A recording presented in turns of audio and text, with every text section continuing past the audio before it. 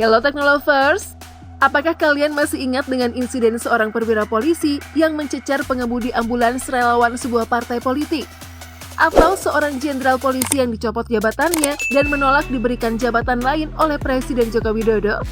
Ya, perwira polisi tersebut adalah Jenderal Sutarman. Penasaran gak sih sama kondisinya saat ini?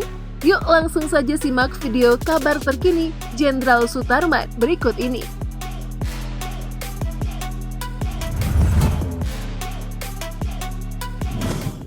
Pria kelahiran 5 Oktober 1957 ini sejak 25 Oktober 2013 menjabat sebagai Kepala Kepolisian Negara Republik Indonesia atau Kapolri, menggantikan Jenderal Timur Pradopo. Sutarman dilantik oleh Presiden Susilo Bambang Yudhoyono di sebuah istana di Jakarta pada 25 Oktober 2013 lalu. Pada usia 25 tahun, Sutarman menjadi Kapolsek Rekonstruksi Bandung. Sutarman kemudian diangkat menjadi Kapolres Dayu di Bandung pada tahun 2000. Sutarman menjabat sebagai Wakil Presiden Abdurrahman Wahid. Karir Sutarman di kepolisian kemudian semakin melejit. Dalam kurun waktu 5 tahun, Sutarman menjabat sebagai Kapolda Kepri, Kapolda Jawa Barat, dan Kapolda Metro Jaya. Setelah menjadi Kapolda Metro Jaya, Sutarman diturunkan ke Mabes Polri dan diangkat menjadi Kabareskrim. Saat masih menjabat Kepala Bareskrim, peristiwa itu terjadi saat polisi mengepung dalam kasus Mabes Polri diangkat tinggi yang digawangi Komisi Pemberantasan Korupsi atau KPK. Setelah itu, pada 6 Juli 2011 hingga 24 Oktober 2013, ia menjabat sebagai Kepala Badan Reserse Kriminal Mabes Polri. Ia diangkat sebagai orang nomor 1 di Bareskrim menggantikan pensiunan Ito Sumardi DS. Jenderal Sutarman diketahui telah memegang banyak posisi penting. Selain pada tahun 2000, ia menjabat sebagai Wakil Presiden Republik Indonesia di bawah Abdurrahman Wahid. Ia juga pada akhir tahun 2004 menjabat posisi di Kapolwiltabes Surabaya, Kapolda Keri, Caserapa Remdikrat Polri, Kapolda Jabar, dan Kapolda Metro Jaya. Menariknya, putra pasangan Pedi Pawiro Miharjo dan Samiem ini juga pernah mengisi posisi mantan Kapolri Timur Pradopo di 4 jabatan, yaitu Kaselapa Lemdiklat Polri, Kapolda Jawa Barat, Kapolda Metro Jaya, dan sebagai Kapolri. Jenderal Sutarman menjadi calon tunggal Komisaris Besar Polri setelah diusulkan ke Dewan Perwakilan Rakyat Indonesia atau DPR RI oleh Presiden Susilo Bambang Yudhoyono di DPR RI Priyo Budi Santoso pada Jumat 27 September 2013. Namun, pada tanggal 16 Januari 2015, Presiden Joko Widodo lalu mencopot jabatan Jenderal Sutarman sebagai Kepala Kepolisian RI. Dan jabatannya digantikan oleh Wakil Kepala Kepolisian RI, Komisaris Jenderal Badrodin Haiti. Pemberhentian Sutarman oleh Presiden Jokowi dan pengangkatan Komjen Budi Gunawan sebagai Komisaris Polri menuai banyak protes publik. Tidak jelas mengapa Presiden memberhentikan Jenderal Sutarman sebagai Kapolri.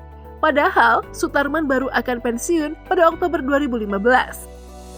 Ketua Pusat Kajian Politik Keamanan Universitas Padjadjaran Bandung, Muradi, mengatakan Sutarman bisa diberhentikan karena tidak ada kemajuan berarti hingga hari ke-100 kepresidenan Jokowi pada 22 Januari lalu.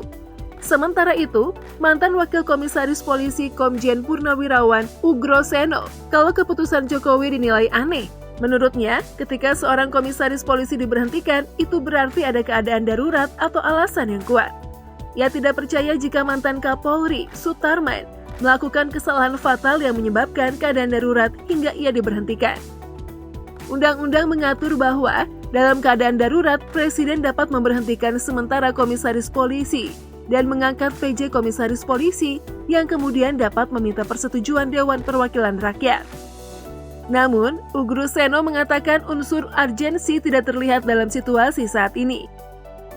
Setelah Jenderal Sutarman pensiun sebagai anggota Polri, ia kemudian menghilang dari pemerintahan Indonesia, walaupun sempat ditawari posisi lain oleh Presiden Jokowi. Jenderal Sutarman adalah orang yang menolak untuk bergabung dengan pemerintah setelah dicopot dari jabatannya sebagai Kapolri oleh Presiden Jokowi dengan alasan ingin fokus dengan keluarganya saja. Selain itu, setelah pensiun sebagai Komisaris Polisi Nasional, Sutarman ingin mendedikasikan hidupnya untuk membantu orang.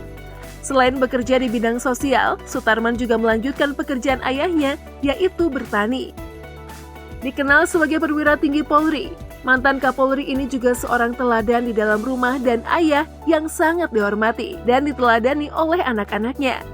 Bahkan lantaran sayangnya kepada putranya, anak-anaknya telah kembali mengikuti jejak mereka sebagai seorang polisi. Kebersamaan mereka pun terlihat pada beberapa kesempatan. Momen Jenderal Sutarman dibagikan di akun media sosialnya oleh putranya, Dani Sutarman. Putranya juga bekerja sebagai polisi. Seperti kata pepatah, buah jatuh tidak jauh dari pohonnya. Hal itu terlihat dari beberapa potret kemesraan antara mantan Kapolri itu dengan putranya. Jenderal Sutarman dikenal sebagai ayah yang sangat menyayangi anaknya. Seperti dilansir Tribun Medan, menakjubkan salah satu putranya, Dani Sutarman, sangat mencintai Sutarman, seperti yang terlihat dalam potret manis yang dibagikan di akun Instagram @daniarif_superden. Tulis sang putra sambil membagikan potret Sutarman dicium kiri kanan oleh kedua putranya yang juga polisi. Tak hanya itu, setelah bukan lagi komisaris polisi, Sutarman tampaknya menghabiskan banyak waktu untuk mengejar salah satu putranya, Dani Sutarman.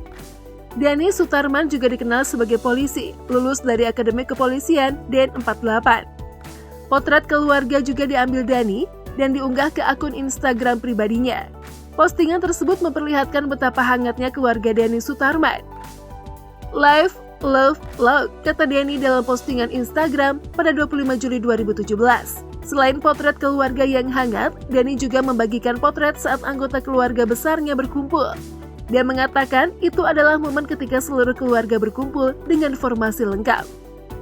Pada Rabu 11 November 2020 lalu, Presiden Jokowi menganugerahkan Bintang Mahaputra kepada 46 orang. Salah satu pemenangnya adalah Jenderal Sutarman. Kehormatan ini diberikan melalui keputusan Presiden nomor 118 dan 119 /TK/TH 2020 tanggal 6 November 2020. Menganugerahkan tanda kehormatan Bintang Mahaputra dan Bintang Jasa kepada mereka yang nama, pangkat, dan jabatannya tersebut dalam lampiran keputusan ini sebagai penghargaan atas jasa-jasanya sesuai ketentuan syarat khusus dalam rangka memperoleh tanda kehormatan Bintang Mahaputra dan Bintang Jasa sebagaimana diatur dalam undang-undang.